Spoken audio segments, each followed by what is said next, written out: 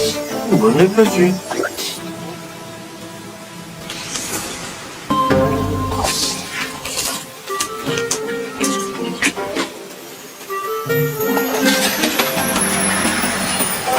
Assalomu alaykum qo'yoqchalarim.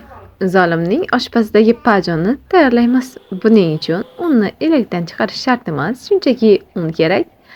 Ko'k piyozni ikkiga bo'lib oldim, osongina qovurilishi uchun.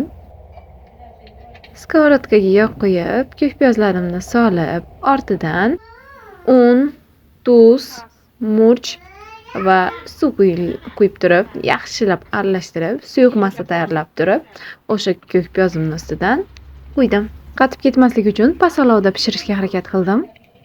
Tuxumni chaqib, yaxshilab ilab, ko'k piyozli blinchigimizni asta-sekin ontarib oldim va ustidan tuxumni qo'yib, tuxumimiz pishguncha dimlab qo'ydim.